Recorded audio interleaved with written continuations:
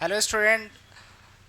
Dream दर्शन academy के digital platform में आप सभी स्टूडेंट का स्वागत है। तो आज के इस हम सेशन में देखने वाले हैं छत्तीसगढ़ बायोलॉजी लेक्चरार से रिलेटेड पॉइंट्स के बारे में, जिसमें हम ड्रीम दर्शन एकेडमी की तरफ से क्लासेस लेकर आ रहे हैं। ये ऑनलाइन ऑफलाइन में मोड पे क्लासेस स्टार्ट करने वाले हैं 25 अगस्त मतलब सोमवार से, जिसमें आज हम एक डेमो क्लास के तौर पे एक लेक्चर्स आपके सामने लेकर आ रहे हैं। लेकिन उससे पहले ये आपके मन में ये चल रहा होगा कि लेक्चरार का पोस्ट कब आने वाला है, कैसे आएगा। वो सब आते तो रहेगा, वो तो बात सही है। जो वादा हुआ है उसको तो निभाना पड़ेगा, है ना। लेकिन आपकी प्रिपरेशन करनी पड़ेगी। 38 चैप्टर से बहुत लंबा चैप्टर है, तो कम से कम 5 से 6 महीने आप अच्छे से प्रिपरेशन करेंगे, तब जाके आपकी ये तैयारी कंप्लीट होगी। तो आज के हम टॉपिक में इसी पे चर्चा करने वाले हैं। तो ये 25 अगस्त से स्टार्ट हो रहा है, जो ऑनलाइन ऑफलाइन मोड पे दोनों पे अवेलेबल रहेगा। गांधी चौक में ऑफलाइन क्लासेस चलेंगी एकेडमी पे। टाइमिंग है 3 से 4:30 शाम को।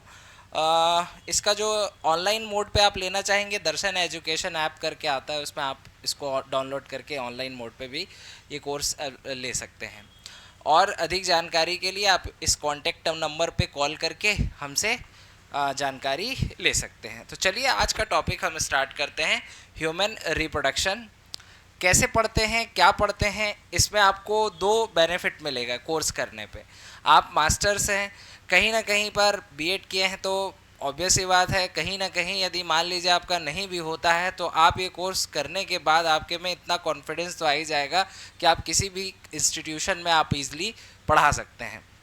मेरा नाम है नीलकमल जॉनसन। मैं लास्ट 14 सालों से बायोलॉजी और केमिस्ट्री दोनों टॉपिक्स को नीट के बच्चों को प्रिपेयर करा रहा हूँ। तो मेरे इस एक्सपीरियंस को आप लीजिए और अपने एग्ज़ाम में बिल्कुल इसे यूज़ करिए। तो देखते हैं आज का पहला टॉपिक, ह्यूमन रिप्रोडक्शन। चलिए,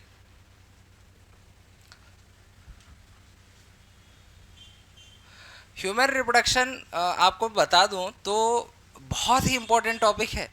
2019 में बहुत सारे क्वेश्चन पूछे गए थे, कम से कम 4-5 क्वेश्चन तो यहीं से पूछ लिए गए थे। तो ह्यूमन फिजियोलॉजी का जो एक पोर्शन है, ह्यूमन रिप्रोडक्टिव सिस्टम, वो मैं आज आपके सामने डिस्कस करने वाला हूँ। ह्यूमन रिप्रोडक्शन में हम क्या क्या पढ़ते हैं, इन सबको पहले देख लेते हैं। ह्यूमन रिप्रोडक्शन, री मतलब फिर से, प्रोडक्शन मतलब बनना। अब फिर से बनने की बात की जा रही है, तो ऑब्वियस सी बात है यहाँ पर रिप्रोडक्टिव ऑर्गन्स की बात होगी। कोई ना कोई ऑर्गन होगा जो कोई ना कोई सेल बना रहा होगा, जो कोई ना कोई प्रोडक्ट को दोनों सेल्स को मिला करके एक नए पूरे बॉडी को फॉर्म कर रहे होंगे। और ये तभी पॉसिबल हो पाया होगा जब रिप्रोडक्शन हो पाया होगा। अब रिप्रोडक्शन के लिए हमको सेक्स ऑर्गन जानना पड़ेगा। तो ह्यूमंस में सेक्स ऑर्गन की बात करें तो दो टाइप का सेक्स ऑर्गन होता है, एक प्राइमरी और एक सेकेंडरी। तो आइए डिस्कस करते हैं और आज का टॉपिक स्टार्ट करते हैं। बहुत मज़ेदार टॉपिक है, इंटरेस्टिंग टॉपिक है। बहुत कुछ आपको इसमें क्या करने को मिलेगा, सीखने को मिलेगा। ठीक है, तो हमारा जो टॉपिक है वो है ह्यूमन रिप्रोडक्शन। ह्यूमन रिप्रोडक्शन, री मतलब आप सभी जानते हैं फिर से होता है। री मतलब आप सभी जानते हैं फिर से होता है। तो ह्यूमन रिप्रोडक्शन की बात करने वाले हैं, जिसमें हम बात करेंगे सबसे पहले सेक्स ऑर्गन की। किसकी बात करते हैं? Sex organ. तो यदि हम यहाँ पर देखें, सेक्स ऑर्गन जो है वो दो टाइप का होता है। एक होता है प्राइमरी और एक होता है बेटा सेकेंडरी। प्राइमरी किसको बोलते हैं? प्राइमरी वो होता है जो गैमीट बना सकता है। यस, गैमीट सर मेल में जैसे आपने सुना होगा स्पर्म जो बनाता है वो ऑर्गन कहलाता है क्या? टेस्टिस। और जो फीमेल है उसमें क्या बनता है? ओवम। और ये जो बनाता है उसे क्या बोलते हैं? ओवरी। ठीक है, तो गैमीट जो बना सकता है उसी को हम प्राइमरी सेक्स ऑर्गन कहते हैं, और इसके साथ जो सेक्स हार्मोन रिलीज करता है। अब सेक्स हार्मोन मतलब मेल में जो होता है वो क्या कहलाता है? टेस्टोस्टेरोन। और फीमेल में जो होता है वो कहलाता है प्रोजेस्टेरॉन। और एक को कहते हैं हम एस्ट्रोजन, केमिकल नेम में इसी को एस्ट्राडायोल के नाम से भी जानते हैं। किसके नाम से? एस्ट्राडायोल के नाम से भी जानते हैं। तो यदि हमसे पूछेगा सेक्स हार्मोन जो रिलीज करे, जो गैमीट बनाए, यही स्टार पॉइंट है। प्राइमरी सेक्स ऑर्गन हम किसको बोलेंगे? जो गैमीट और सेक्स हार्मोन रिलीज करता है।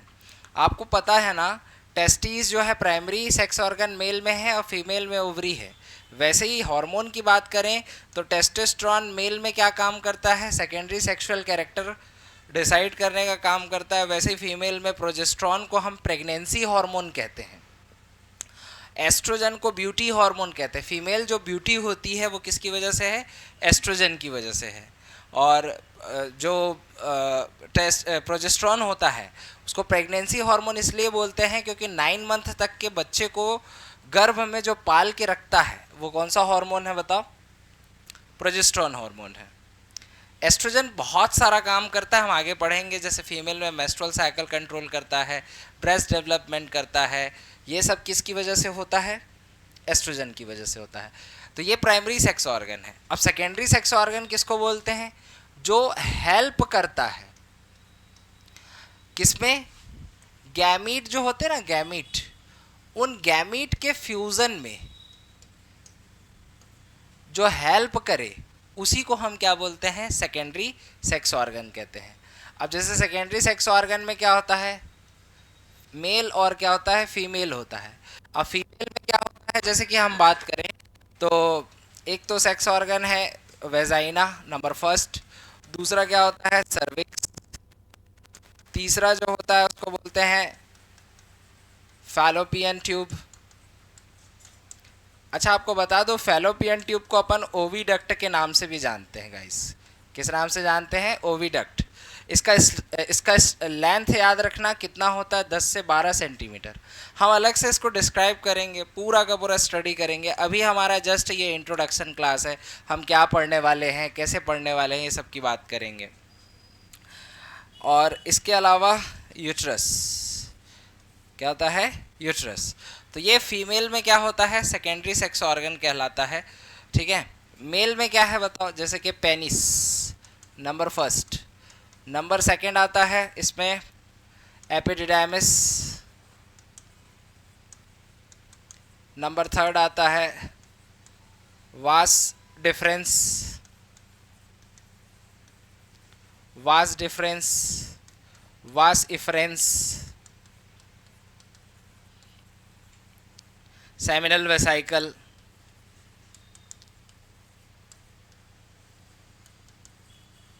और सेमिनल वेसाइकल हो गया। इसके अलावा प्रोस्टेट ग्लैंड होता है, ये रिप्रोडक्टिव ग्लैंड है। Prostate gland. और एक आता है काउपर ग्लैंड। एक क्या आता है? Cowper gland. इसी को बल्बो यूरिथ्रल ग्लैंड के नाम से भी जानते हैं। दिख रहा है ना, ये bulbo urethral, bulbo urethral gland कहते हैं इसी को। तो ये जो है वो सेकेंडरी सेक्स ऑर्गन है किसके? मेल के। और ये जितना भी मैंने लिखा है वो क्या है? क्या बोलते हैं? फीमेल के सेकेंडरी सेक्स ऑर्गन है। अब यहाँ पर से क्वेश्चंस आपको बनाने हैं, तो कैसे कैसे वो क्वेश्चन पूछ सकता है इसके बारे में मैं आपको बता देता हूँ। जैसे कि प्राइमरी सेक्स ऑर्गन किसको बोलते हैं और क्यों बोलते हैं, ये तो आपको समझ में आया। जैसे कि सबसे इम्पोर्टेंट क्वेश्चन है ये वाला। फीमेल में एक ऑपरेशन होता है जिसके बाद स्टेरिलिटी कराना होता है, जिनको बच्चा नहीं लेना है अब, है ना। बच्चा अभी नहीं लेना है कि कभी नहीं लेना है? बच्चा कभी नहीं लेना है। अब जिनको बच्चा कभी नहीं लेना है वो नसबंदी करवा लेते हैं, जिसको स्टेरिलिटी कहा जाता है। तो महिला नसबंदी जिसे कहा जाता है, नसबंदी मतलब नस को बांध देना, नसबंदी, है ना। तो ये है लेकिन इसको ऑपरेशन को क्या बोलते हैं? ट्यूबेक्टोमी। फैलोपियन ट्यूब को काट देते हैं और काट के क्या कर देते हैं? बांध देते हैं, उसको बोलते हैं ट्यूबेक्टोमी। वैसे ही नर में भी क्या मतलब मेल में भी बंदीकरण कराया जाता है। तो मेल में जो बंदीकरण कराया जाता है उसे क्या बोलते हैं? वॉसेक्टोमी। क्या बोलते हैं? वॉसेक्टोमी। ये इरिवर्सिबल प्रोसेस है, ये वो प्रोसेस है जिसमें अभी बच्चा नहीं चाहिए कि कभी बच्चा नहीं चाहिए, कभी बच्चा नहीं चाहिए तो ये कराया जाता है। अब जनरली हमारे भारतीय समाज में नसबंदीकरण जो है वो ऐसा देखा जाता है कि फीमेल्स में होता है, ठीक है, बाकी करा दोनों सकते हैं। इसके अलावा हम अब सभी टॉपिक्स को एक एक करके क्या करेंगे बताओ? डिस्कस करेंगे। तो सबसे पहले हम किसके बारे में पढ़ेंगे बताओ?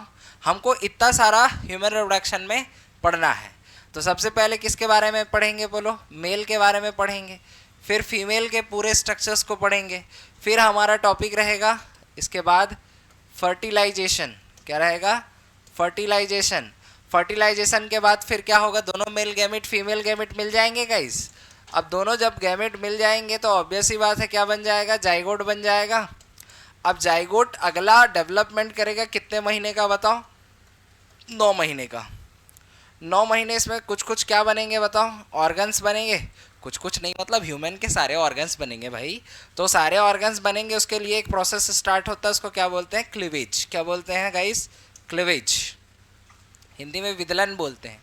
9 महीना बाल आएगा, पैर आएगा, हाथ आएगा, ये सब कैसे कैसे बनेगा हम क्लीवेज में, क्लीवेज के बाद एम्ब्रियोलॉजी में डिस्कस करेंगे। तो क्लीवेज हो जाएगा। क्लीवेज होने के बाद हम लोग देखेंगे कि बच्चे जो होते हैं क्लीवेज के दरमियान डिफ्रेंशिएट होते हैं। कभी कभी या तो ये चिपक जाते हैं, कभी कभी अलग अलग हो जाते हैं। तो हमारे मन में सवाल आएगा कि कैसे जुड़वा बच्चे पैदा होते हैं। कभी कभी आपने ऐसे बच्चों को देखा होगा जो एक दूसरे से चिपके भी रह जाते हैं। किसी का एक ही पाँव है, सॉरी एक ही पाँव है, पाँव कैसे एक हो सकता? पाँव तो 2 होगा। जब मुंडी एक है लेकिन मुंडी 2 है लेकिन पाँव साइड एक है। समझ पा रहे हैं मैं क्या बोलना चाह रहा हूँ? बहुत सारा केस आपने देखा होगा ऐसा। चिंकी मिंकी को देखा होगा आप लोगों ने फिल्मों में नहीं मतलब सीरियल्स वगैरह में, टीवी वगैरह में देखा होगा। वो दोनों एकदम सेम दिखते हैं। अब हमारे मन में सवाल आएगा कि चिंकी मिंकी होते कैसे हैं। फिर उसके बाद मैं और आगे बढ़ूंगा तो आपको बताने की कोशिश करूंगा कि कर्ण अर्जुन कैसे पैदा होते हैं। अब ऐसा नहीं है कि कर्ण को मारे तो अर्जुन को दर्द और अर्जुन को मारे, ऐसा बिल्कुल नहीं होता। सब पिक्चर्स वाली कहानियाँ हैं, ठीक है। तो ये सब पे हम डिस्कस करेंगे। और सबसे इम्पोर्टेंट क्वेश्चन हमारे मन में जो आएगा रिप्रोडक्शन के दरमियान जब हम पढ़ते रहेंगे आगे, कि ट्रांसजेंडर कैसे पैदा हो जाते हैं। आप लोग ज़रूर सोचिएगा, इस क्वेश्चन को अपन नेक्स्ट लेक्चर में डिस्कस करेंगे कि मेल और फीमेल के बाद एक और होता है जिसको हम कुछ थर्ड कैटेगरीज में रखते हैं, जिसको हम ट्रांसजेंडर कहते हैं। क्या ट्रांसजेंडर कोई बीमारी है? ट्रांसजेंडर क्या एक बीमारी है कि एबनॉर्मेलिटी है? आखिर ट्रांसजेंडर बच्चे पैदा कैसे होते हैं? आप मुझे कमेंट सेक्शन में यदि आपको पता हो तो ज़रूर बताइएगा। बाकी हम आगे आने वाले लेक्चर्स में धीरे धीरे इसे भी डिस्कस करेंगे। एंड इसके बाद हम बात करेंगे जब 9 महीना कंप्लीट हो जाएगा, ऑर्गन्स बन जाएंगे, तो बच्चे अब कैसे बाहर आएगा। बाहर आना मतलब डिलीवरी मतलब पार्चुरेशन कैसे होगा, इसके बारे में स्टडी करेंगे। एंड देन फाइनली ये चैप्टर हमारा क्या हो जाएगा? क्लोज हो जाएगा, ठीक है। तो ये हमारी सीरीज़ है जो 9 लेक्चर्स में ह्यूमन रिप्रोडक्शन क्या होती है, 9 से 12 लेक्चर्स में ह्यूमन रिप्रोडक्शन ख़त्म होता है। तो चलिए अब स्टार्ट करते हैं आगे मतलब हम बात करेंगे किसके बारे में? पहला मेल रिप्रोडक्टिव सिस्टम के बारे में गाइस। तो हमारा नेक्स्ट टॉपिक है मेल रिप्रोडक्टिव सिस्टम। अच्छा, आपके मन में एक सवाल आ रहा होगा गाइस कि आखिर पढ़ें क्या? मन में तो ये सवाल ही है कि ठीक है पढ़ तो रहे हैं लेकिन पढ़ना कहाँ से? मैं ये आपको जो भी पढ़ा रहा हूँ वो पीडीएफ फॉर्म में है, एकदम सटीक थ्योरी है, उसको आपने पढ़ लिया। उसमें हर चैप्टर में 300 से 400 क्वेश्चन है, उतना आपने सॉल्व कर लिया। Assertion, reason, statement wise, match the column, analytical questions, high critical thinking question, जो भी है सब जितना भी है वो सारा का सारा आप में उसको अवेलेबल है। इसके अलावा आप 11th और 12th का एनसीईआरटी रखेंगे। 11th 12th की आपको एनसीईआरटी पढ़नी है। इसके अलावा हम जो आपको देंगे पीडीएफ वो आपको पढ़ना है। पीडीएफ में ही सब समराइज है, 1700-1800 पेज का बुक है, बाकायदा सारा एमसीक्यू के साथ। इसके अलावा आपके पास टाइम बच जाता है तो कुछ बुक्स है जैसे प्रदीप वगैरह के बुक्स आते हैं एमसीक्यू क्वेश्चन के लिए, आप उसको ले सकते हैं। इतना काम को कर लीजिए, आपका आराम से 100 मार्क्स यहाँ से कवर हो जाएगा। 11th-12th एनसीईआरटी तो मोस्ट इंपॉर्टेंट है। और सबसे इंपॉर्टेंट आप एक बात याद रखेंगे, एनसीईआरटी जो मार्केट में परचेस करेंगे वो नया वाला तो आपको नहीं मिलने वाला, सॉरी नया वाला ही मिलने वाला है, लेकिन आपको लेना कौन सा वाला है, ओल्ड वाला, बिकॉज बहुत सारे टॉपिक्स को डिलीट किया गया है। हमारा जो सिलेबस है वो 38 चैप्टर का है, तो आप 38 चैप्टर वाला डाउनलोड कर लीजिएगा और उसको प्रिंट करवा लीजिएगा। ठीक, चलिए, तो इतनी सारी बातें हैं। बाकी क्वेश्चन प्रैक्टिस थ्योरी मैं साथ के साथ आपको कराते चलूँगा, आप लोग उसको ध्यान से देखते चलेंगे। मेल रिप्रोडक्टिव में हम सबसे पहले गाइज आज स्टडी करने वाले हैं प्राइमरी सेक्स ऑर्गन को। ठीक है, प्राइमरी सेक्स ऑर्गन मतलब टेस्टिस है। तो टेस्टिस को सबसे पहले मैं दिखाता हूँ, कहाँ से बताइए, टेस्टिस का डेवलपमेंट होता कैसे है। ठीक है, पहले तो यही बात कर लेते हैं ना कि टेस्टिस आखिर बना तो बना कैसे।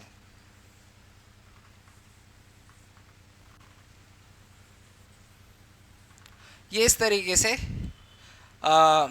एक पाउच लाइक स्ट्रक्चर है जो बॉडी के बाहर है, जो बॉडी के कहाँ है, बाहर है। और क्यों बाहर है ये भी आपका एक प्रश्न है, ऐसा क्या हुआ कि इसको बॉडी से बाहर जाना पड़ा। पहला क्वेश्चन तो ये याद रखिएगा कि इसको बॉडी से बाहर जाना क्यों पड़ा। हमारा जो टेस्टिस है, वन पेयर टेस्टिस जो होता है वो कहाँ पर बनता है, एब्डोमिनल कैविटी में बनता है। और कब बनता है बताइए, इंट्रा यूट्राइन लाइफ में। कौन से लाइफ में, intra uterine life. Intra uterine life किसको बोलते होंगे गाइस, जब बच्चा अपनी माँ के पेट के अंदर होता है, कौन से महीने में, 2nd मंथ में ये स्टार्ट होता है बनना, और 7 मंथ के आसपास ये लगभग पूरी तरीके से क्या हो जाता है, बन जाता है। कौन सा, ये टेस्टिस एब्डोमेन कैविटी में।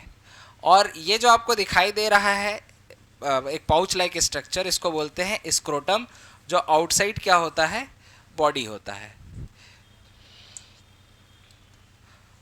आउटसाइड बॉडी होता है। और इसका जो बाहर का जो कवर है इसको बोलते हैं अपन स्किन।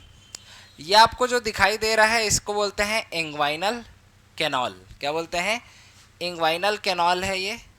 और इंग्वाइनल कैनाल के थ्रू जब 7वां महीना होता है तो इसके थ्रू ये जो टेस्टिस है वो किधर की ओर आते हैं बताइए, नीचे की ओर डिसेंड करते हैं। क्या अपने आप डिसेंड करते हैं क्या अपने आप डिसेंड करते हैं, ना ना, यहाँ पे एक हार्मोन होता है जिसको बोलते हैं HCG, और जिसका नाम है आपको पता होना चाहिए guys, human chorionic gonadotropin.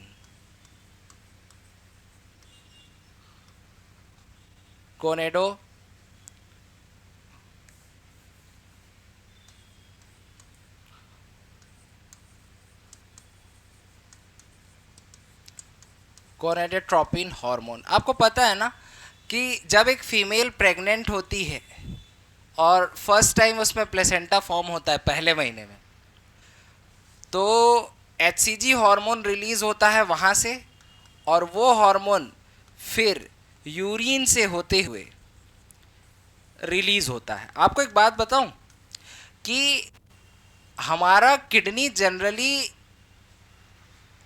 Hormones को फिल्टर नहीं करता है,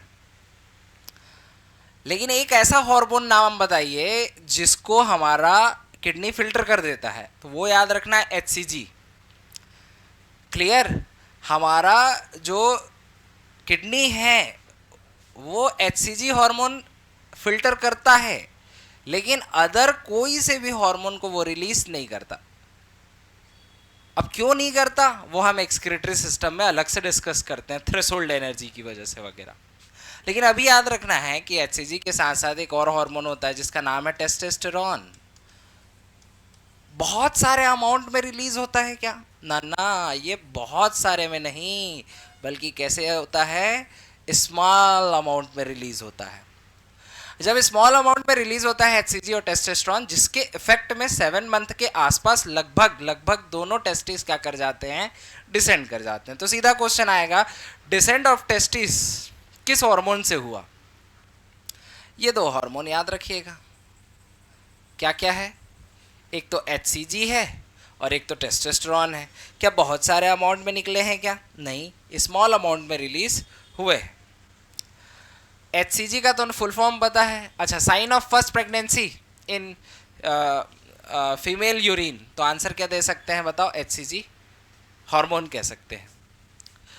तो फाइनली धीरे धीरे इस हार्मोन के इफेक्ट से दोनों टेस्टिस क्या कर गए, नीचे डिसेंड कर गए। कौन से महीने में? 7 मंथ के आसपास। और ये टेस्टिस जब डिसेंड किया, जब ये टेस्टिस नीचे डिसेंड किया, तो एक स्ट्रक्चर जिसको बोलते हैं इलास्टिक फाइबर नामक स्ट्रक्चर है, उससे ये स्क्रोटम से क्या हो गया, कनेक्ट हो गया। और इस स्ट्रक्चर को हमने कहा गुबर्नकुलम। इसी को मेसोरकियम कहते हैं। इसी को क्या बोलते हैं? मेसोरकियम के नाम से भी हम इसे जानते हैं। तो ये गुबर्नकुलम, या इसे क्या कहा जाता है, मेसोरकियम कहा जाता है। अब मेरा सवाल आप लोगों से ये है कि दोनों टेस्टिस को आखिर नीचे आना क्यों पड़ा? अच्छे थे, एब्डोमेन कैविटी में ही रहना था, नीचे आके क्या ऐसा कर लिए? नीचे इसलिए आया क्योंकि नीचे आने के बाद ही यहां पर क्या बन सकता है बताओ? स्पर्म का फॉर्मेशन हो सकता है। किसका फॉर्मेशन हो सकता है? स्पर्म का फॉर्मेशन। क्योंकि स्पर्म का फॉर्मेशन 2 से 3 डिग्री सेल्सियस बॉडी के टेम्परेचर से क्या होना चाहिए बोलो? कम होना चाहिए, तभी जाकर स्पर्म का फॉर्मेशन होगा। और ये तभी हो सकता है जब ये टेस्टिस क्या कर सके, बॉडी से क्या आ जाए, बाहर आ जाए। तो आपको इस क्वेश्चन का आंसर मिल गया कि दोनों टेस्टिस को बाहर क्यों आना पड़ा। बाहर मतलब बॉडी से बाहर क्यों आना पड़ा। अब आप लोगों के लिए एक बहुत जबरदस्त क्वेश्चन दे रहा हूं। क्या ऐसा है कि स्पर्म तो हमारे बॉडी से कहां बन रहा है बोलो भाई? बाहर बन रहा है। तो आप मुझे इस क्वेश्चन का आंसर बताइए, क्या स्पर्म हमारे बॉडी के लिए एंटीजन है कि नहीं है? क्योंकि ये फॉरेन बॉडी हो गया, और यदि ये एंटीजन है तो फिर हमारा बॉडी इसके खिलाफ एंटीबॉडी क्यों नहीं बना रहा है? समझ पा रहे हैं? कोई भी फॉरेन बॉडी हमारे शरीर में एंटर करेगा तो उसके खिलाफ हमारा बॉडी जो ब्लड है, जो बी लिम्फोसाइट, टी लिम्फोसाइट है, जो एंटीबॉडी बनाते हैं, वो इसके खिलाफ एंटीबॉडी क्यों नहीं बना रहे हैं? सोचिएगा, यदि ऐसा होता तो खुद के स्पर्म को हमारा बॉडी क्या कर देता बोलो? मार देता। लेकिन ऐसा नहीं है। क्यों नहीं है? इस क्वेश्चन का आंसर आप सोचिएगा, हम नेक्स्ट लेक्चर में इसको डिस्कस करेंगे। दूसरी बात, यहां पर स्क्रोटम में कुछ मसल्स होते हैं। क्या होते हैं? कुछ स्पेशल टाइप के मसल होते हैं। जैसे कि यहां पर जो आप लोग देख पा रहे हैं, डॉर्टस मसल नाम सुना होगा आप लोगों ने।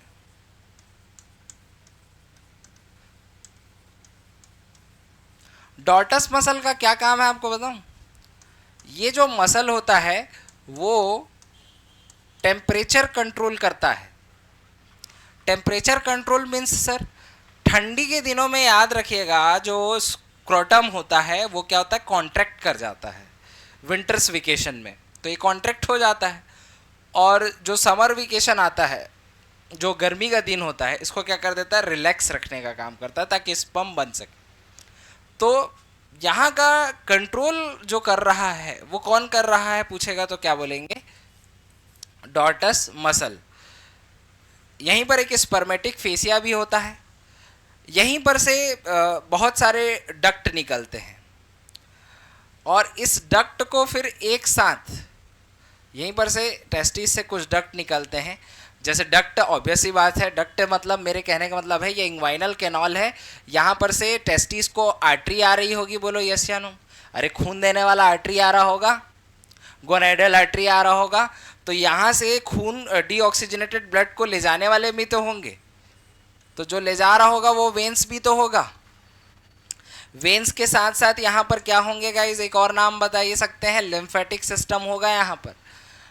और ये जो आपको दिख रहा है ना, जैसे ये है, तो यहाँ पर से वास्ट डिफरेंस भी तो क्या हो रहा होगा, बाहर निकल रहा होगा। तो ये एक कॉर्ड बनाता है, एक ऐसे स्ट्रक्चर बनता है, इसको बोलते हैं स्पर्मेटिक कॉर्ड। क्या बोलते हैं इसको? स्पर्मेटिक कॉर्ड कहा जाता है। तो ये स्पर्मेटिक कॉर्ड कहलाता है। क्या कहलाता है? स्पर्मेटिक कॉर्ड कहलाता है। ये इंग्वाइनल कैनाल है ना, इसके थ्रू इंग्वाइनल, यदि हमसे पूछेगा स्क्रोटम और एब्डोमन कनेक्टेड हैं तो किसके थ्रू कनेक्टेड है बताओ? Inguinal canal. और यहाँ पर हमें जो देखने को मिलता है स्पर्मेटिक कॉर्ड देखने को मिलता है। अच्छा, यहाँ पर से क्वेश्चन पूछूं मैं, एकदम सिंपल सा क्वेश्चन। यदि मान लीजिए 7 मंथ के आसपास, यदि मान लीजिए 7 मंथ के आसपास यदि ये दोनों टेस्टिस नीचे डिसेंड नहीं कर पाते, यदि ये दोनों टेस्टिस नीचे डिसेंड नहीं कर पाते तो क्या होता? बताइए। यदि ये दोनों टेस्टिस नीचे डिसेंड नहीं कर पाते तो क्या होता? अरे क्या होता? बीमारी होती। इसको बोलते हैं, मतलब ये जो प्रॉब्लम है इसको बोलते हैं क्रिप्टो ऑर्किडिज्म।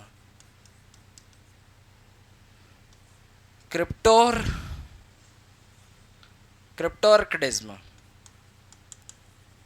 और क्रिप्टो मतलब होता क्या है पता ना? हिडन। हिडन। ऑर्किडिज्म मतलब होता है टेस्टिस, छुपे हुए टेस्टिस नहीं आ पाते। तो डॉक्टर्स के पास जाते तो डॉक्टर्स देखता कि हाँ भाई दोनों प्रॉब्लम तो है, यदि एक टेस्टिस नहीं आया तो इसे मोनो ऑर्किडिज्म कहते, और दोनों नहीं आता तो डाई ऑर्किडिज्म कहते। तो डॉक्टर इसको सेट करके ऑपरेशन करके इसे बाहर ले आता है, सॉरी बाहर मतलब स्क्रोटम में सही जगह सेट कर देता है। उसको बोलते हैं ऑर्कियोपेक्सी। क्या बोलते हैं इसको? ऑर्कियोपेक्सी कहते हैं। जो डॉक्टर उसको सेट करता है उसे ऑर्कियोपेक्सी कहते हैं, याद रखना। लेकिन आपसे एक क्वेश्चन पूछेगा, यदि टेस्टिस ऊपर है लेकिन उसमें क्या हो गया, कैंसर सेल में यदि बदल गया, तो इसको कट करके फिर क्या करना पड़ता है? रिमूव करना पड़ता है। Cut and remove. और जब बेटा आप कट एंड रिमूव की बात करते हैं ना, तो उसे बोला जाता है ऑर्किडेक्टोमी। ऑर्की मतलब ऑर्किडेक्टोमी। टेस्टिस को काट के बाहर निकालना पड़ता है। कैंसरस सेल में जब क्या हो जाता है बताओ? चेंज हो जाता है, तब की बात कर रहा हूं मैं, ठीक है। अच्छा, एक ज़बरदस्त क्वेश्चन पूछता हूं मैं आपसे, मुझे इस क्वेश्चन का आंसर बताइएगा।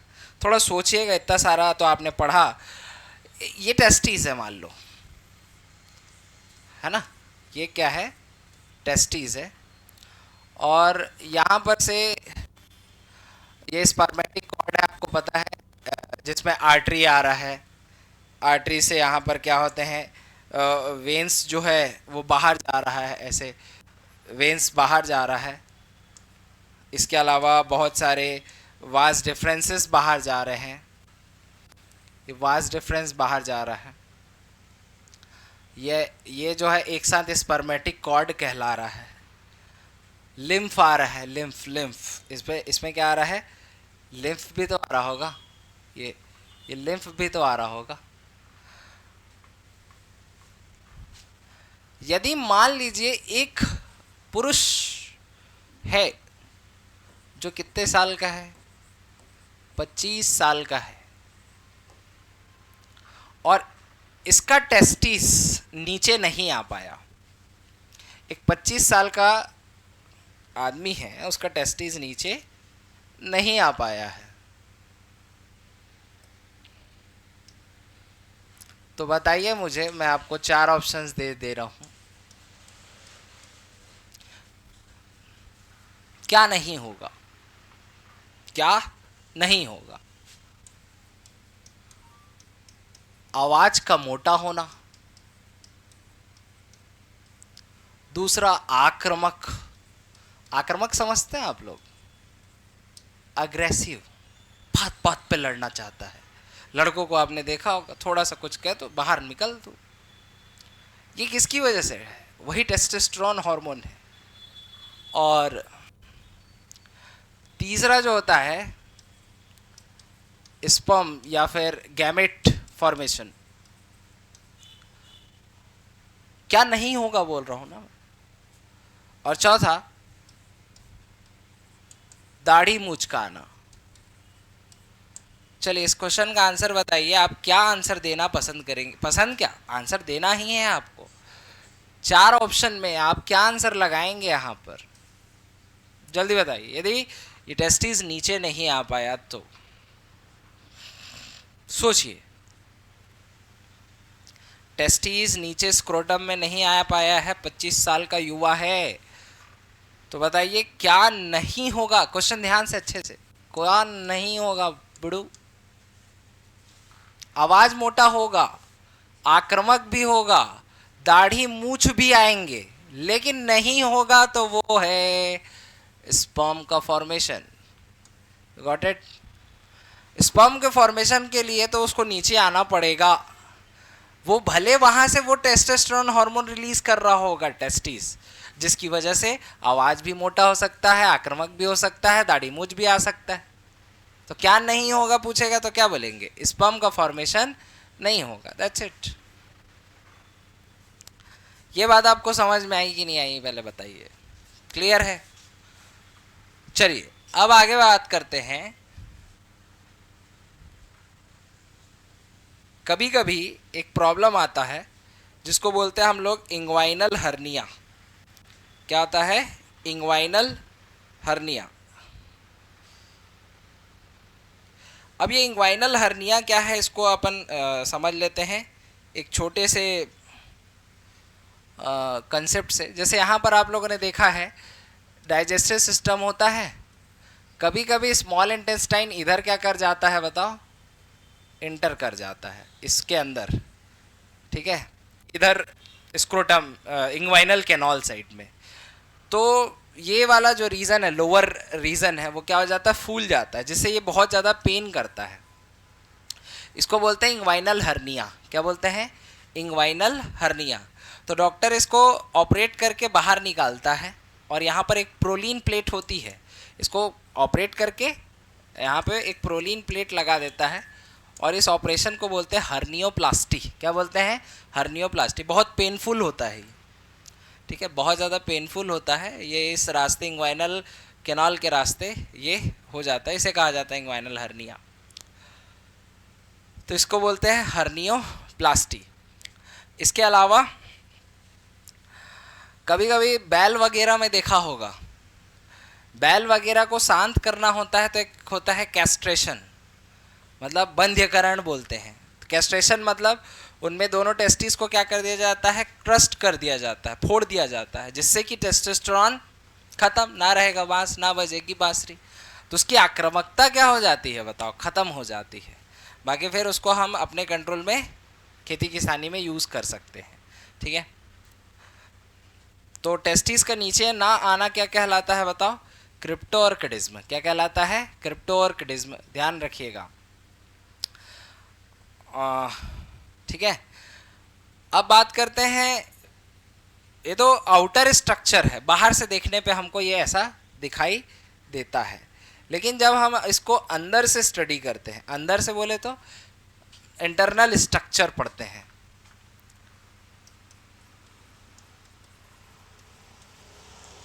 इंटरनल स्ट्रक्चर ऑफ क्या पढ़ते हैं बताओ? टेस्टिस पढ़ते हैं, इंटरनल स्ट्रक्चर ऑफ टेस्टिस।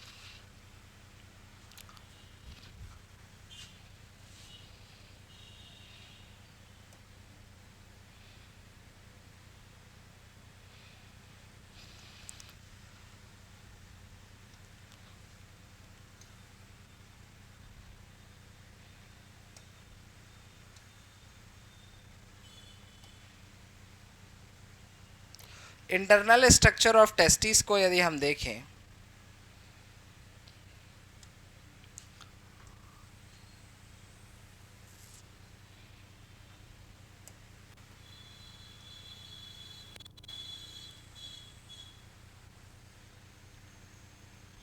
तो मैं हम एक टेस्टिस की यहाँ पर क्या कर रहे हैं, चर्चा कर रहे हैं।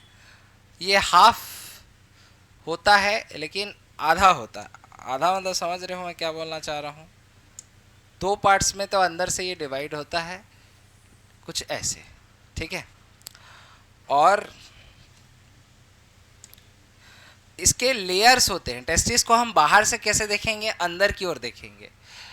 तो सबसे बाहर जो स्ट्रक्चर होता है, जो सबसे आउटर मोस्ट स्ट्रक्चर होता है, जिसको हम बोलते हैं ट्यूनिका वेजाइनलिस,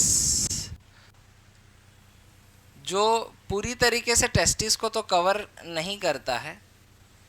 अब क्यों नहीं करता, उसके पीछे भी वजह है। क्योंकि आने के लिए भी तो रास्ता चाहिए ब्लड वेसल्स को, लिम्फेटिक सिस्टम को, जो जो ट्यूब्स यहाँ से बाहर निकलते हैं, जैसे आर्टरीज हो गया, वेन्स हो गया, लिम्फेटिक्स हो गए, वास डिफरेंस हो गया, जो स्पर्म यहाँ से बाहर जा रहा है जिसके थ्रू, तो वो सब वगैरह वगैरह। तो यहाँ पर सबसे बाहर स्ट्रक्चर होता है। हम यहाँ पर 3 स्ट्रक्चर की बात करेंगे, 1 2 और ये क्या है बताओ, 3। तो ये 3 स्ट्रक्चर होते हैं। सबसे पहला जो होता है ट्यूनिका वेजाइनलिस, और इसके 2 लेयर होते हैं। बाहर वाला होता है जिसको अपन विसरल लेयर, पैराइटल लेयर कहते हैं, और जो अंदर वाला होता है उसको विसरल लेयर कहते हैं। बाहर वाला पैराइटल और अंदर वाला क्या होता है, विसरल होता है। और ये इसको हम लोग कैविटी कहते हैं, ठीक है। कभी कभी लिक्विड स्टोर हो जाता है, जिसको लिक्विड गुहा कैविटी में लिक्विड स्टोर हो जाता है, जिसको हाइड्रोसील कहते हैं, जिसकी वजह से टेस्टिस का साइज क्या होते जाता है, इंक्रीज करते जाता है, ठीक है। उसके बाद सेकेंड लेयर होता है ट्यूनिका एल्बुजिनिया, और थर्ड लेयर होता है ट्यूनिका वैस्कुलोसा। यहीं पर से मैं देखता हूँ ट्यूनिका वेस्कुलोसा के पास बहुत सारे क्या होते हैं बताओ, लोब हमें देखने को मिलते हैं। और ये लोब एक तो नहीं होता, बहुत सारा होता है, लगभग 250 के आसपास होता है ये लोब। कितने, 250 के आसपास, जिसको टेस्टिकुलर लोब कहते हैं। क्या बोलते हैं, टेस्टिकुलर लोब कहा जाता है।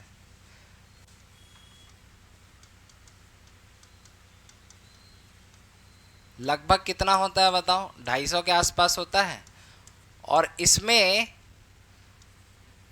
ऐसे जो बना रहा हूं, किसी में 2 होता है तो किसी में 3 होता है। इसमें 2 से 3 क्या पाए जाते हैं पता है, सेमिनिफेरस ट्यूबिल्स। हिंदी में इसको शुक्र जनन नलिका कहते हैं। ये वाला जो होता है ना, इसको बोलते हैं सेमिनी फेरस ट्यूबिल्स। किसी में 2 होता है तो किसी में 3 होता है सेमिनिफेरस ट्यूबिल्स।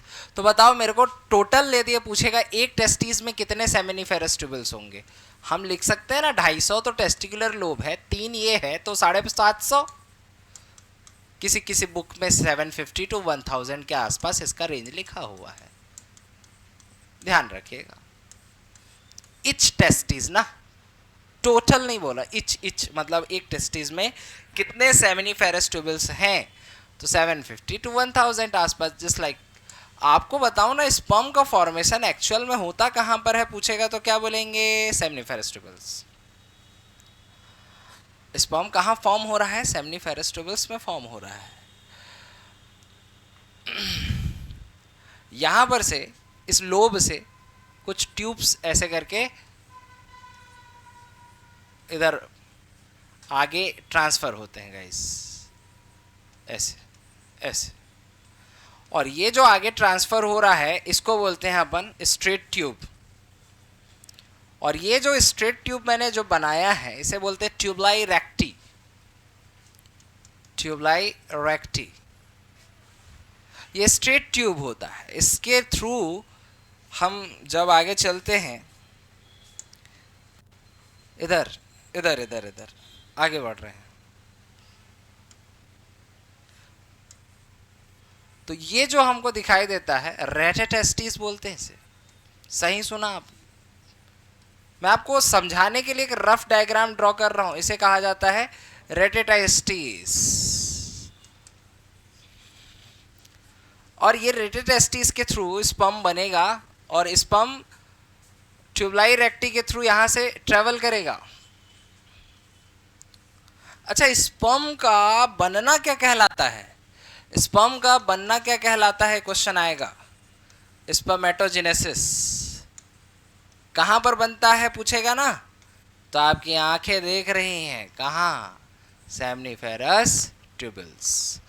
स्पर्म कहां बनता है? सेमनीफेरस ट्यूबल्स में। अच्छा, कब बनता होगा? पैदा होते ही कि after puberty? After puberty. Female में ऐसा नहीं होता है, फीमेल में गैमेट बनता है। अच्छा, आपने सोचा कि लड़कियों को जल्दी शादी करनी चाहिए कि लड़कों को जल्दी शादी करनी चाहिए? शादी तो भैया दोनों को करनी चाहिए जल्दी। जल्दी मतलब प्रॉब्लम किस में हो सकता है? लड़कियों में। अब लड़कियों में क्या दिक्कत है कि गैमेट एक ही बार बनता है, फिर जिंदगी भर कभी भी गैमेट नहीं बनता। और कब बनता है? जब वो पैदा भी नहीं हुई रहती तब। तो फिर कब? जब वह बच्ची अपनी माँ के पेट के अंदर होती है तब। और कौन से महीने में? जब वो फीमेल सेकेंड थर्ड मंथ की होती है तब उसके सारे अंडे बन जाते हैं। उसके बाद कभी भी किसी भी अंडे का निर्माण नहीं होता है। इसीलिए जैसे जैसे एज बढ़ता है तो वो अंडे क्या होते हैं? खराब होते जाते हैं, क्रोमोसोमल प्रॉब्लम्स आता है, जिससे बेबी होने के प्रॉब्लम्स क्या हो जाते हैं बताओ? बेबी ना होने के प्रॉब्लम्स पैदा हो जाते हैं। ठीक है, खैर उसके बारे में तो और अलग से डिस्कस करेंगे हम लोग आगे। तो स्पर्मेटोजेनेसिस कहाँ होता है? यहाँ होता है। स्पर्म का सेमनीफेरस ट्यूबल्स में बनना और बनकर निकलना कहलाता है स्पर्मिएशन। पहला क्वेश्चन आएगा, दे दिया आपका, सेमनीफेरस ट्यूबल से स्पर्म का बाहर निकलना क्या कहलाता है? स्पर्मिएशन। मैं 4 टर्म यूज करूंगा आगे। Spermiation, ejaculation, insemination and capacitation. फिर से सुन लो, spermiation, ejaculation, insemination and capacitation. तो एक टर्म आपको समझ में आ गया, स्पर्मिएशन क्या है? स्पर्मिएशन वो है जो सेमनीफेरस ट्यूबल से स्पर्म क्या हो रहा है? बाहर निकल रहा है। रेटेटेस्टिस के बाद जब गाइस हम ऊपर की ओर चल रहे हैं तो ये ट्यूब ऐसे 10 से 15 लगभग बाहर आती हैं। इसको बोलते हैं अपन वास इफरेंस। और ये वास इफरेंस जो होता है ऊपर जाकर एक स्ट्रक्चर बनाता है,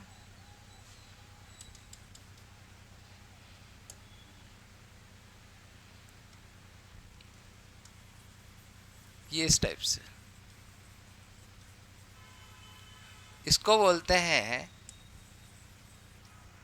एपिडिडाइमिस। ये जो है इसके ऊपर ऐसे, इसको जो बोलते हैं एपिडिडाइमिस।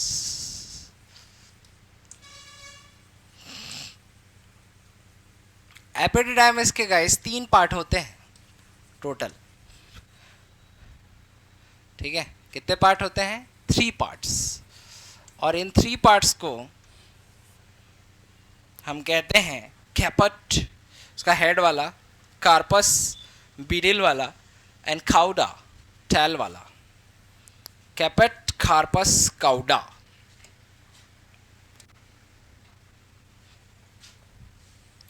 ये से बाहर आता है, ये बाहर आ रहा है ना ऐसे करके।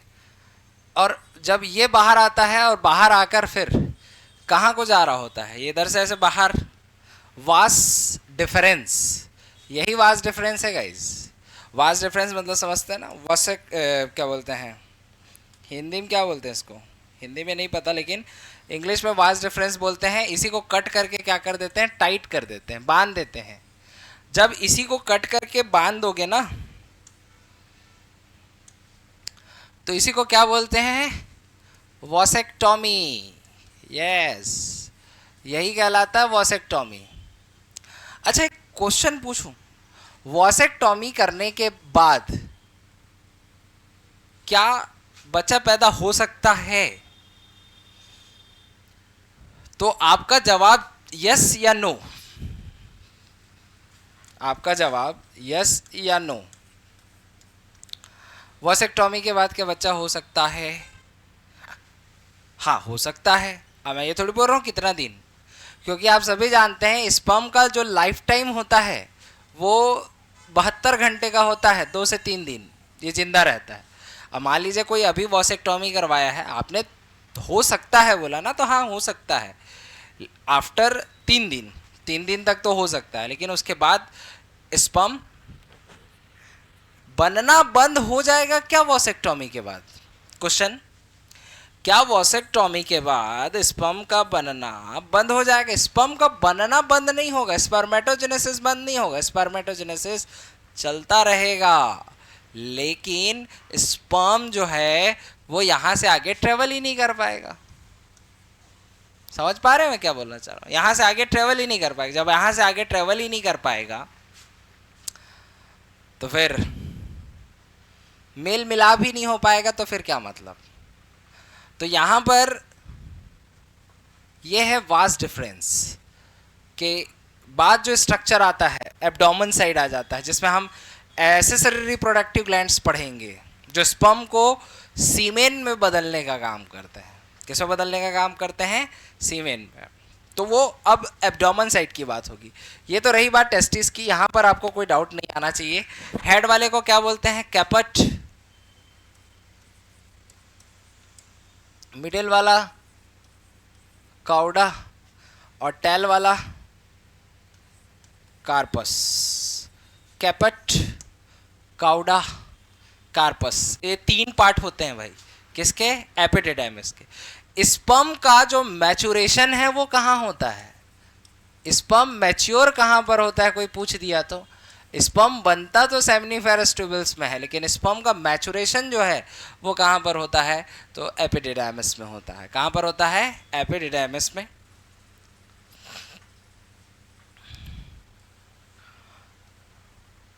तो इसके बाद जब हम आगे चलते हैं,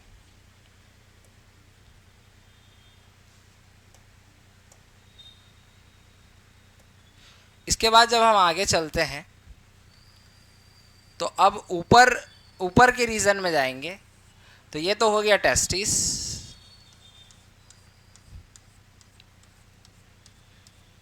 और टेस्टिस से यहां पर बाहर निकल गया था क्या? ये ऐसे। अब इधर की बात करूं, ऊपर किडनी है, आप सबको बता दूं ऊपर किडनी है। किडनी से 2 ठो यूरेटर आ रहे हैं, और यूरेटर जो आते हैं वो कौन से ब्लैडर में खुलते हैं आप बताओ जल्दी से? किडनी से जो आने वाले यूरेटर हैं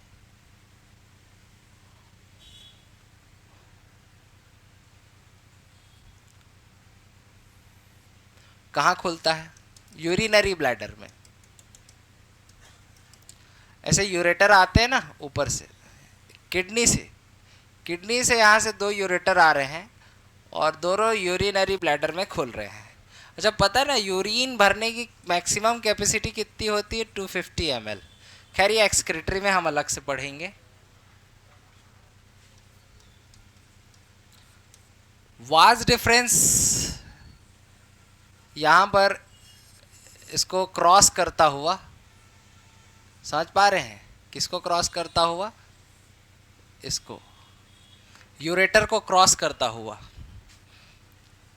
ये यूरेटर को इस तरीके से क्या करता है? क्रॉस करता है, और क्रॉस करते हुए फिर आगे जाकर ये बनाता है इजाकुलेटरी डक्ट। यहाँ पर इसका पार्ट होता है, इसको बोलते हैं एम्प्यूला।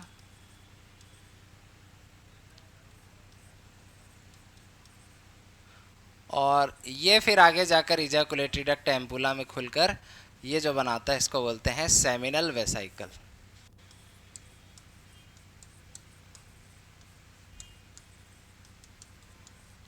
ये जो है इसको बोलते हैं हम सेमिनल वेसाइकल। सेमिनल वेसाइकल के नाम से जानते हैं। ये वो जगह है जहाँ पर सेमिनल फ्लूइड रिलीज होता है गाइस। और सेमिनल फ्लूइड जो होता है वो लगभग स्पर्म का, सॉरी सीमेन का 70% पार्ट बनाने में हेल्प करता है, लगभग 70%। और फिर यूरिनरी ब्लैडर के जस्ट नीचे हम देखें तो यहाँ पर होता है एसेसरी रिप्रोडक्टिव ग्लैंड का सेकेंड, प्रोस्टेट ग्लैंड। ये 5 लोब का बना होता है, 1 होता है, लेकिन कितने लोब का बना होता है? 5 लोब का बनता है, एक होता है ना। सेमिनल वेसाइकल इधर भी होगा, मैं एक साइड बना रहा हूँ, ये टेस्टिस इधर है तो इधर भी एक टेस्टिस होगा, तो इसको मैं नहीं बना रहा, मैं एक साइड से दिखा दे रहा हूँ। और यहाँ से जो रिलीज होता है ये आगे जाकर कॉमन,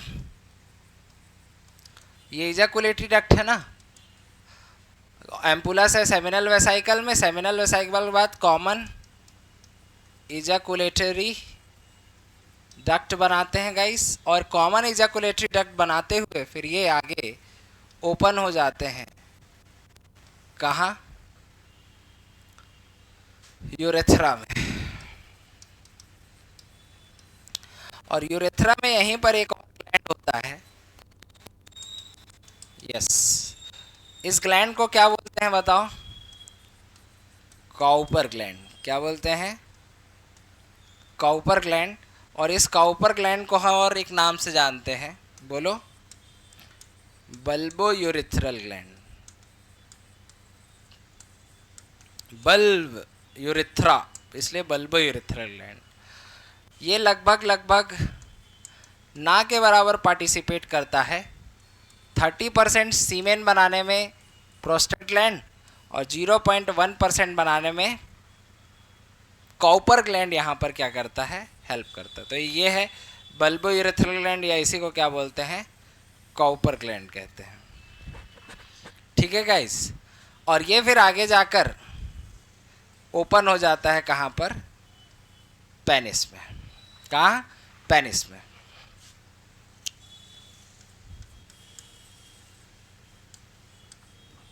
ये जो है इसको बोलते हैं फोर स्किन।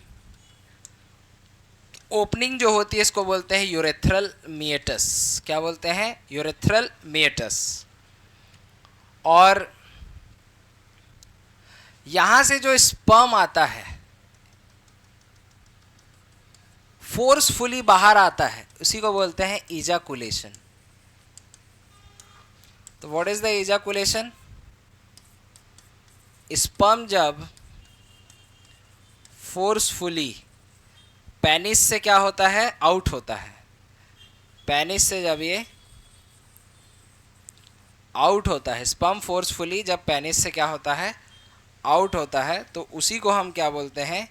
इजाकुलेशन बोलते हैं। सीमेन का अमाउंट कितना होता है? यदि कोई पूछे तो 3 से 4 ml पर इजाकुलेशन होता है। और स्पर्म का काउंट सीमेन में कितना होता है? 20 से नॉर्मल 120 मिलियन पर ml, जिसमें 60% क्या होते हैं? मोटाइल होते हैं, स्वस्थ होते हैं, और 40% क्या होते हैं?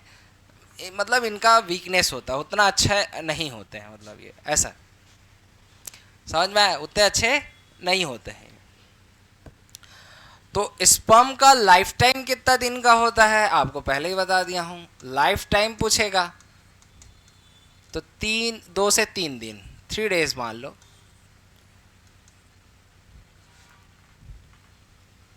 ठीक है, तो ये वाला पॉइंट। अच्छा, किसी किसी में 20 मिलियन से भी स्पर्म काउंट क्या है? कम है। और किसी किसी में स्पर्म नील हो गया है। नील वाले को बोलते हैं एजोस्पर्मिया। और 20 मिलियन से कम है तो इसको बोलते हैं ओलिगोस्पर्मिया।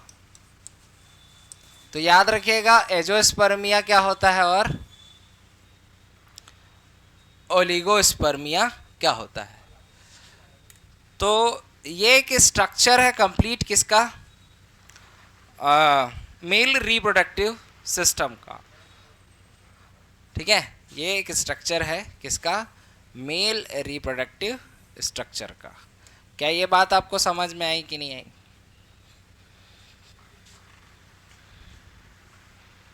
ठीक है, क्लियर है, इसमें कोई डाउट वाली बात नहीं है। तो ये हम बता सकते हैं इस तरीके से।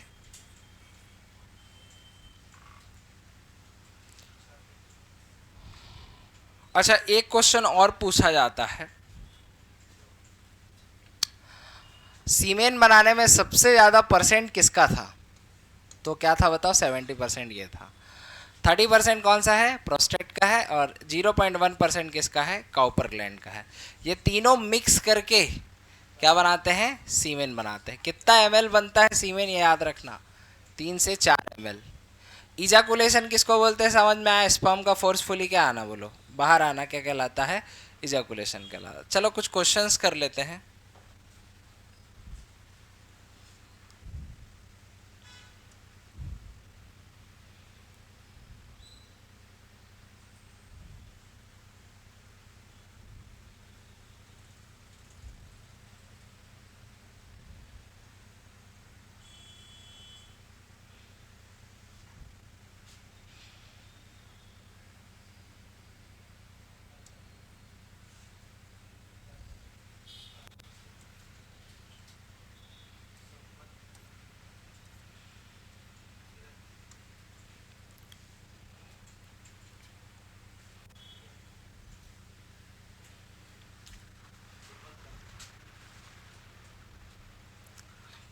अब जैसे कुछ क्वेश्चंस हैं, कुछ छोटे छोटे पॉइंट्स हैं जो आपको यहाँ पर ध्यान रखने हैं। जैसे मैंने बताया है आपको गैमेटोजेनेसिस, क्या बताया है? गैमेटोजेनेसिस। अब गैमेटोजेनेसिस क्या है?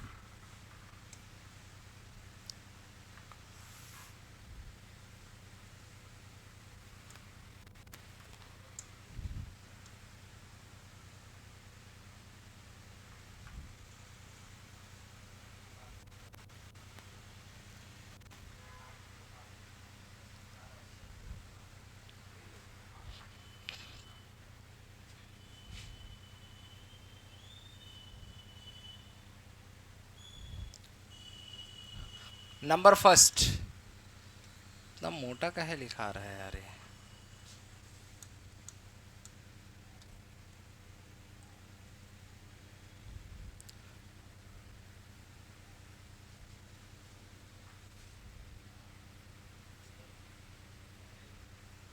नंबर फर्स्ट है, जैसे कि यहाँ पर गैमेटोजेनेसिस है।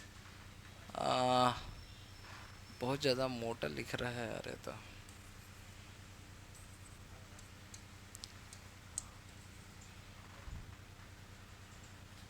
गैमेटोजेनेसिस आप देख सकते हैं, कुछ डेफिनेशंस लिखे हैं।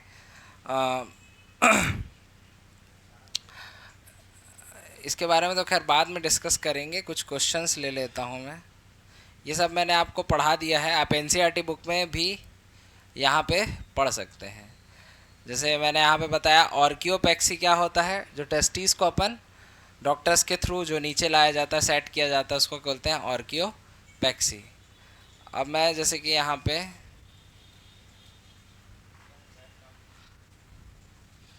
चलो ये वाला क्वेश्चन बताओ मेरे को, which one is the primary sex organ? 4 option है आपके पास, स्क्रोटम, पेनिस, टेस्टिस या प्रोस्टेट ग्लैंड। ऑब्वियस ही बात है, प्राइमरी में हमने क्या पढ़ा है बताओ? टेस्टिस। तो ऑप्शन नंबर क्या हो जाएगा हमारा? थर्ड इज करेक्ट हो जाएगा। Which of the following is secondary sex organ? Testis और ओवरी तो प्राइमरी है, और ऑर्कियोपेक्सी एक प्रोसीजर है। तो बचा क्या चीज़ बताओ? Vas deferens is correct answer. In mammals maturation of sperm take place at temperature, मतलब स्पर्म फॉर्मेशन के लिए कहाँ होगा? Equal to that body, higher than that body, lower than that body. तो आंसर क्या है? बॉडी से क्या होना चाहिए? टेम्परेचर क्या होना चाहिए? कम होना चाहिए। तो इसका आंसर क्या जाएगा हमारा? थर्ड इज करेक्ट चला जाएगा। चलो बताओ, the average duration of human pregnancy is about 9 month, जो 9 महीना है है ना, उसको क्या, कौन सा पीरियड कहा जाता है? जो बच्चा अपनी माँ के पेट में जो 9 महीने का समय गुजारता है उसे क्या कहा जाता है? इसे बोलते हैं गेस्टेशन पीरियड।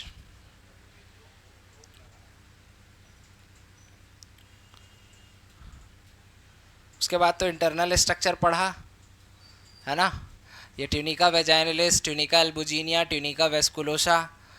टेस्टिस में कितने लोब होते हैं बताओ? कंपार्टमेंट 250 होता है, बताया था, टेस्टिकुलर लोब कहलाता है। इस तरीके से 2 से 3 ये सब हम लोगों ने डिस्कस कर लिया है।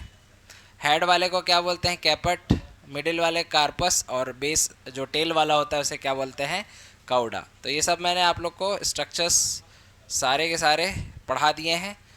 और जैसे क्वेश्चन पूछेगा ना कैसे टाइप से, जैसे देखो, tunica vaginalis is found in, बताओ, ट्यूनिका वेजाइनलिस आपने पढ़ा है कि सबसे बाहर वाला जो पार्ट होता है वो टेस्टिस का क्या कहलाता है?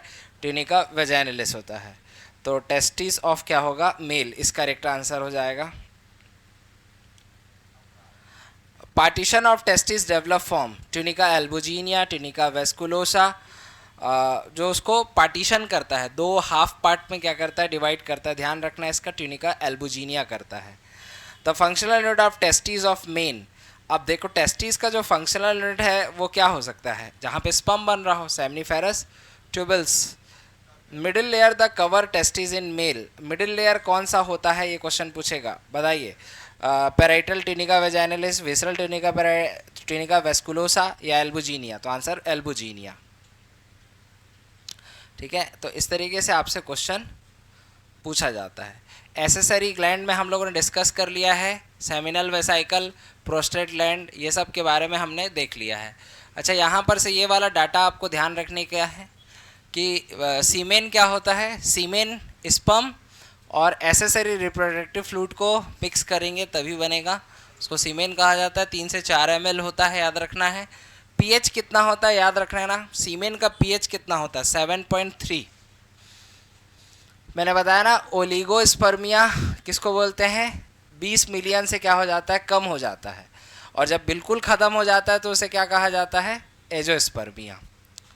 ठीक है, ओलिगो और एजो को आप लोग क्या रखेंगे? ध्यान रखेंगे। और मैंने बताया था टोटल कितने percent normal shape and size के होते हैं बताओ? 60% होते हैं। बाकी 40% जो होते हैं वो सो विग्रस मोटिलिटी, मतलब उसकी मोटिलिटी क्या होती है? उतना ज़्यादा वो नहीं होता है। अब जैसे क्वेश्चन पूछ सकता है, 3 ग्लैंड पढ़ा, प्रोस्टेट, कॉपर और तुम्हारा सेमिनल वेसाइकल। कौन सा ग्लैंड है जो अनपेयर है? तो बताओ कौन सा है, बताओ जो अनपेयर है। मैंने बताया था ना, प्रोस्टेट ग्लैंड जो होता है वो सिंगल होता है, 5 लोब का बना होता है लेकिन सिंगल वही है। Common duct of form by union of vas deferens and duct of form seminal vesicle, दोनों जब मिलते हैं तो कौन सा डक्ट बनता है? ट्यूनिका वेस्कुलोसा या इजाकुलेटरी डक्ट? तो आंसर क्या है? Ejaculatory duct. क्या है बताओ? Ejaculatory duct. Which is are paired gland in male reproductive system of human? Pair में कौन सा होता है? बार्थोलिन तो होता ही नहीं है, फीमेल का है वो। सेमिनल वेसाइकल पेयर में होता है, प्रोस्टेट प्लेयर में होता है, तो फर्स्ट एंड सेकंड क्या हो जाएगा? पेयर में हो जाएगा। Medical condition in which sperm count less 20 million.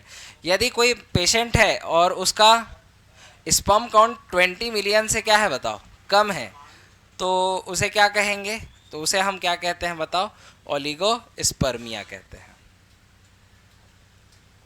ठीक है, क्वेश्चन ऐसे बनते हैं, जो हम थ्योरी पढ़ रहे हैं उसी के बिहाफ पे ही यहाँ पर टॉपिक है। इसके बाद आता है हिस्टोलॉजी ऑफ सेमनीफेरस ट्यूबल्स। क्या आता है? Histology of seminiferous tubules.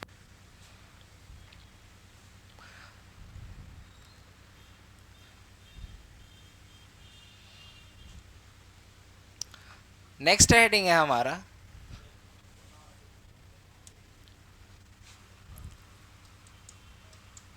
Histology of seminiferous tubules. मतलब सेमनीफेरस ट्यूबल्स का हिस्टोलॉजी हमें यहाँ पर पढ़ना है। तो हमने देखा ये एक मान लो सेमनीफेरस ट्यूब है, ठीक है। ये क्या है? एक सेमनीफेरस ट्यूब है। और यहाँ पर मैं यदि इसका हिस्टोलॉजी स्टडी करता हूँ तो ट्रांसफर सेक्शन इसे काटता हूँ।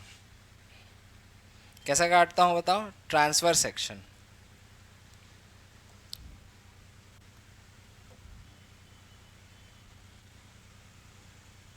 तो एक एक सेमनीफेरस ट्यूबल्स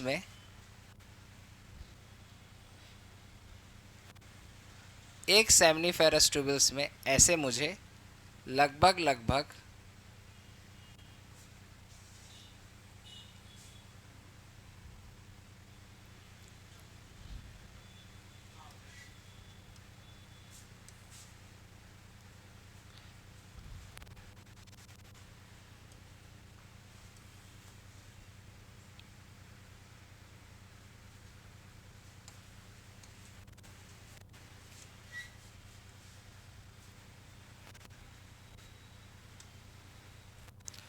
जब आप कट करेंगे ना सेमनीफेरस ट्यूबल्स को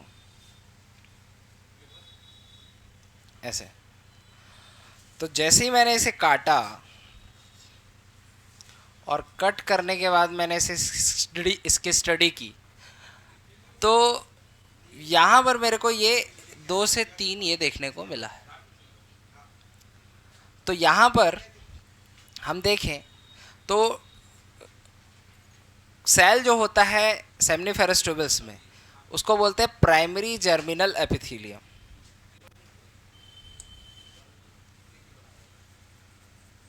और बीच बीच में ये ना ऐसे करके कॉलमनार हो जाता है। इस सेल को हम क्या बोलते हैं? जो इसके अंदर हमें देखने को मिलता है, इसको बोलते हैं प्राइमरी जर्मिनल एपिथेलियम।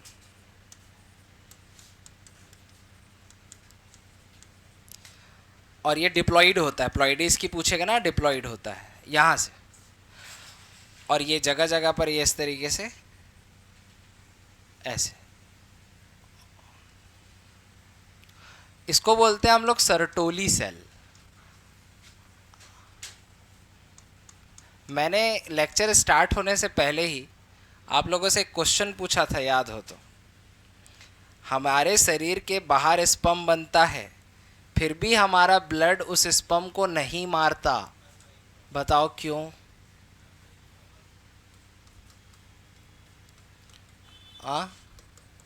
सोचो ऐसा क्यों होता है?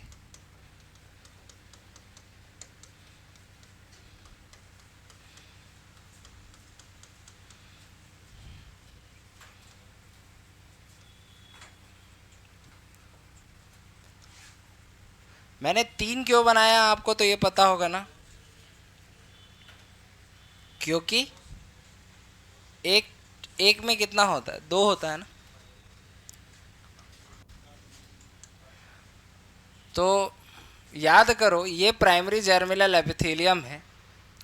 और यहाँ से जो प्रोसेस स्टार्ट होती होगी, स्पर्मेटोजेनेसिस, इसको बोलते हैं हमारे स्पर्मेटोजेनेसिस कहते हैं। और ये वो जगह है जहाँ से स्पर्म बनना स्टार्ट होता है। स्पर्म का फॉर्मेशन यहाँ से स्टार्ट होता है, ठीक है। और गाइस याद रखिएगा, हमारे ब्रेन में एक मास्टर ग्लैंड है और उसका भी एक मास्टर है। बताओ कौन? ये तो पता है ना, मास्टर का भी एक मास्टर होता है। आपने पढ़ा है पिट्यूटरी ग्लैंड, ये एक मास्टर ग्लैंड है, लेकिन इसका भी एक मास्टर है। उसको बोलते हैं हम लोग हाइपोथैलेमस। क्या बोलते हैं? हाइपोथैलेमस। और हाइपोथैलेमस एक हार्मोन रिलीज करता है, गोनाडोट्रोपिन रिलीजिंग हार्मोन। और ये रिलीज करता है 2 और हार्मोन। एक होता है फॉलिकल स्टिमुलेटिंग हार्मोन और एक होता है ल्यूटिनाइजिंग हार्मोन। ये दोनों हार्मोन कहाँ से निकल रहे हैं बताओ? पिट्यूटरी ग्लैंड से निकल रहे हैं। कौन कौन से? एक तो है एफएसएच और एक है एलएच। एलएच हार्मोन जो होता है, सॉरी एफएसएच हार्मोन होता है, वो हेल्प करता है क्या बनाने में? स्पर्म के बनाने में हार्मोन हेल्प करता है। और ये जो खाली जगह दिखाई दे रही है इसको अपन इंटरस्टिशियल या लैडिक सेल के नाम से जानते हैं। एलएच हार्मोन जो काम करता है कहाँ पर बताओ? एलएच हार्मोन जो काम करता है वो काम करता है इंटरस्टिशियल सेल पे, और यहाँ से निकालता है ये हार्मोन, इसको बोलते हैं एंड्रोजन। अब बोल रहे हो सर आप तो टेस्टोस्टेरोन बोले थे। बोला था टेस्टोस्टेरोन गाइस, लेकिन आपको ध्यान रखना है इसी का एक सब पार्ट है जिसको हम बोलते हैं टेस्टोस्टेरोन। तो बताइए टेस्टोस्टेरोन किस हार्मोन के इफेक्ट में रिलीज हो रहा है? बताओ किस हार्मोन के इफेक्ट में रिलीज हो रहा है गाइस? एलएच। एलएच की वजह से टेस्टोस्टेरोन है। और ये एलएच कहां से रिलीज हो रहा है? पिट्यूटरी से। पिट्यूटरी को भी सिग्नल कौन दे रहा है? हाइपोथैलेमस। क्या दे रहा है? जीएनआरएच। अच्छा, कई गाइस पूछते हैं कि जीएनआरएच क्या है? इसको गोनेट्स कहते हैं, गोनोडोट्रोपिन रिलीजिंग हार्मोन। लिख लेना, इसको क्या बोलते हैं? गोनोडोट्रोपिन रिलीजिंग हार्मोन। इसी की वजह से ही ये एंड्रोजन रिलीज हो रहा है, या इसको अपन टेस्टोस्टेरोन कह रहे हैं।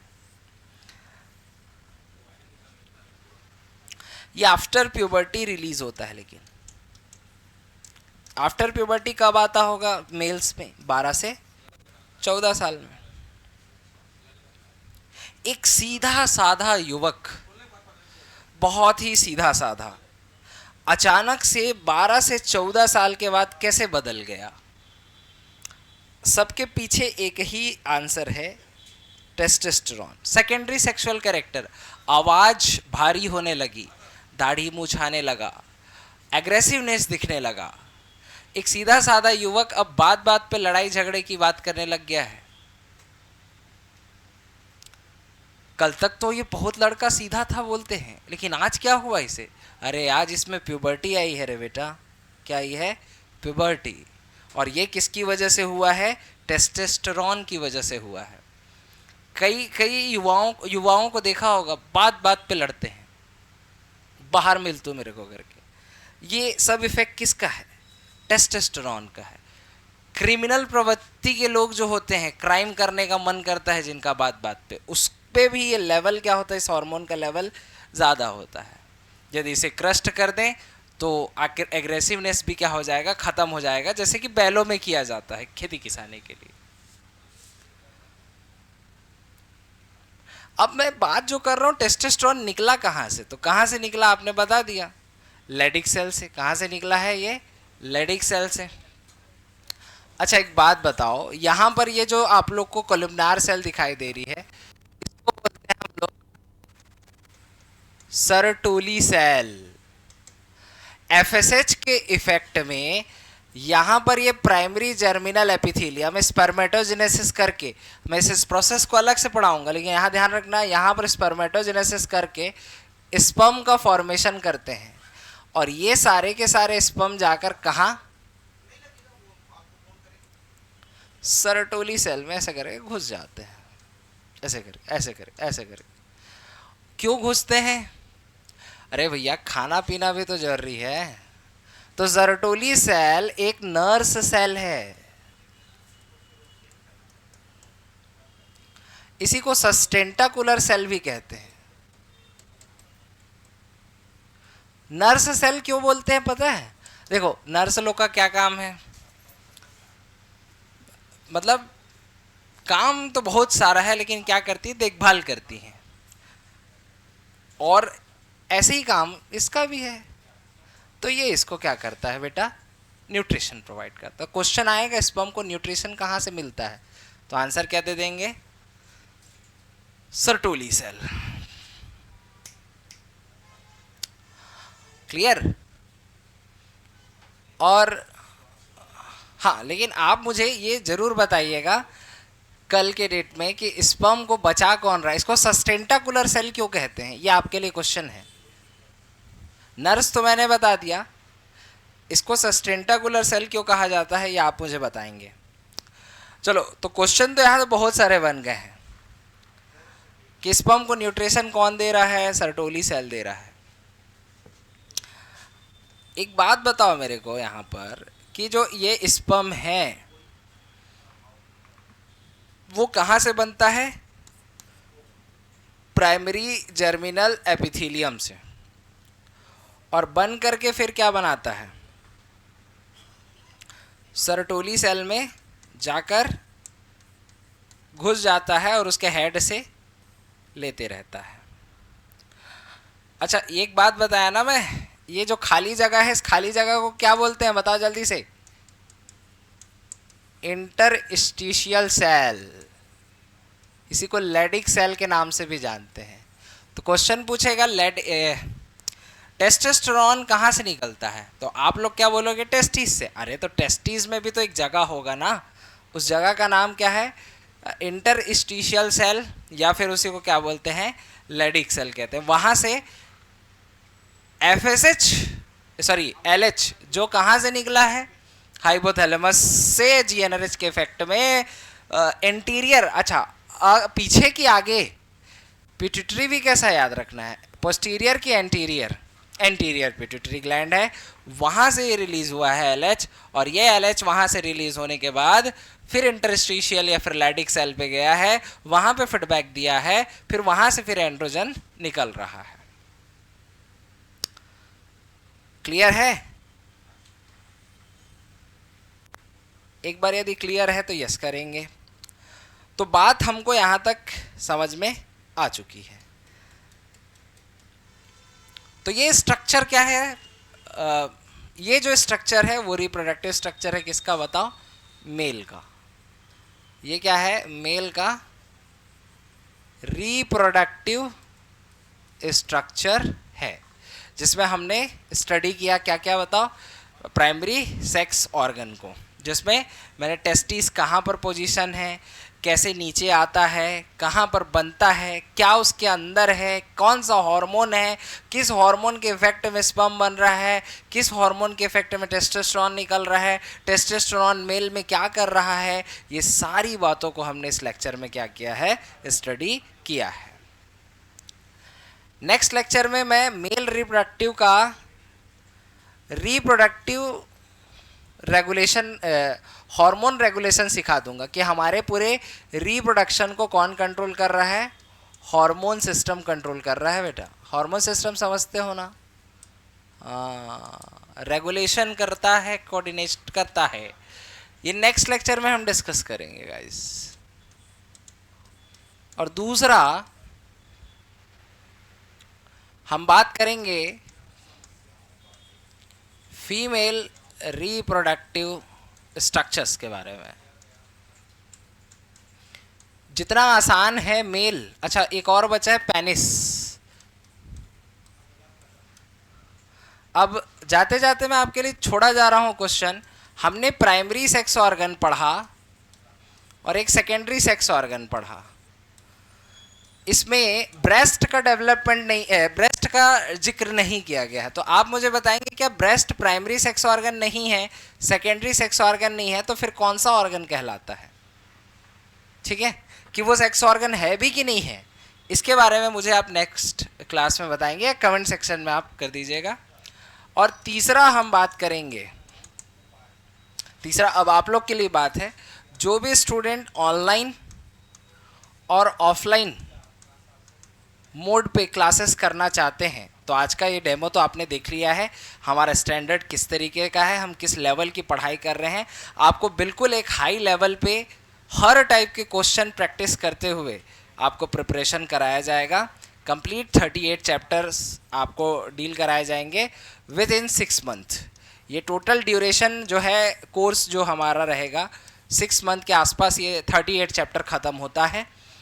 तो ये क्लासेस करने के लिए आप जो दिया हुआ नंबर है उसमें आप कांटेक्ट कर सकते हैं, या फिर जो भी स्टूडेंट ऑफलाइन क्लास करना चाहते हैं तो वो आकर कोचिंग में विज़िट करके अपना रजिस्ट्रेशन वगैरह करा के अपने क्लासेस को मंडे से स्टार्ट कर सकते हैं, मंडे से। और टाइम जो रहेगा वो आपका रहेगा डेली 3 से 4:30। तो ये आपका टाइम है। जो भी स्टूडेंट देख रहे हैं, जो भी आपके दोस्त यार मित्रगण हैं जो बायोलॉजी लेक्चरार करना चाहते हैं और अपने एक पोस्ट को कंफर्म करना चाहते हैं, तो उन तक बिल्कुल ये इन्फॉर्मेशन दीजिए कि क्लासेस स्टार्ट हो चुकी है ऑफलाइन मोड पे। पोस्ट आएगा, ज़्यादा वक्त नहीं है। जब भी आएगा आप अपनी प्रिपरेशन एकदम स्ट्रॉन्ग करिए। 4 से 5 बार एनसीईआरटी पढ़िए, 2 से 3 बार उस पर बेस्ड एमसीक्यू करिए, तब जाके आप कहीं तैयार होते हैं किसके लिए, लेक्चरार के लिए। आज के लिए बस इतना ही। मैं मिलता हूँ नेक्स्ट लेक्चर में, तब तक के लिए थैंक यू, बाय बाय।